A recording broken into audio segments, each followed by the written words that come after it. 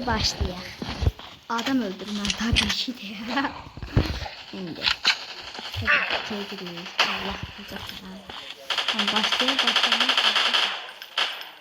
Allah bomba. Ay. Ben bir de sniper alabilseydim. Kaşık. Vurdum.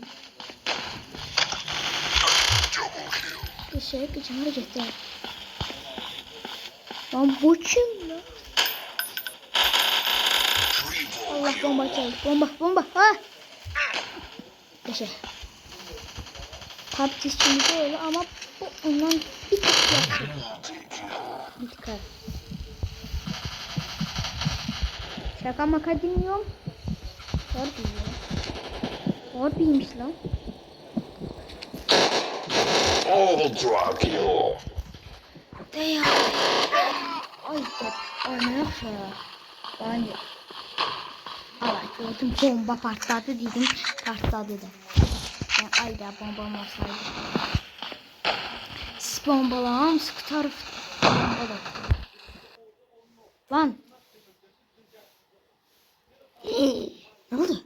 19 ay yok. Yok hoşum.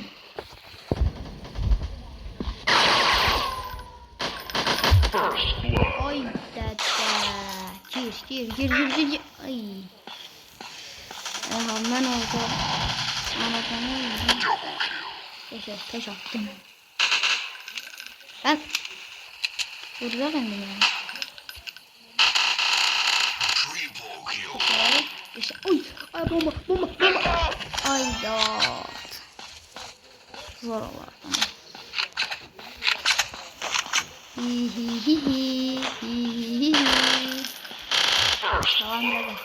Çalıştı. Pompalı çıktı.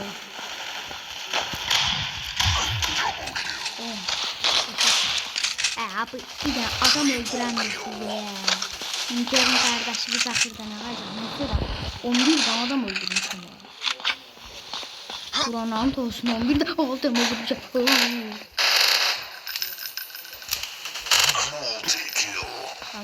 Niye mermim azalıyor? Lan bu kim? Üçten bir adama. Ayda. Lan bu niye böyle oldu? Çok olur mu? Lan. Oo.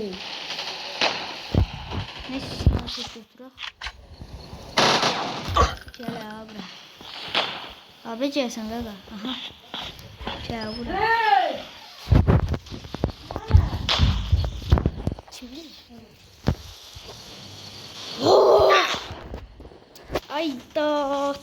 Allah bir adamı görmüyor. Ama bu serhatte değil.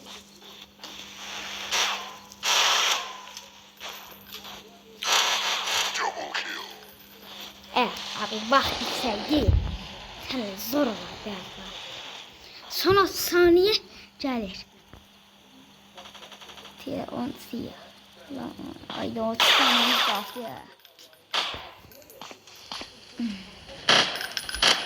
Oy. Kylian Mbappe. Ben hala bayaktan. Ben gelin yine adamlar. Adam olmasaz da. Ya adamdılar hep iyiler. Gerçek adamdılar. Ama oyunu oynayan adamlar. Oyuncular özüyor. Baxaq görək nesinə alanı öldürmüş. Aha 15 lira. Məndən yuxarılar yoxdur da qaqa burada. İndi içində. Aha bir ton pul. Bir qazan deyəsən. Neyse. Qaqa mən videomu burada kəsirəm. Bizə bəzi adamlar gəldi. Açıqlamayacağım da onu. Mən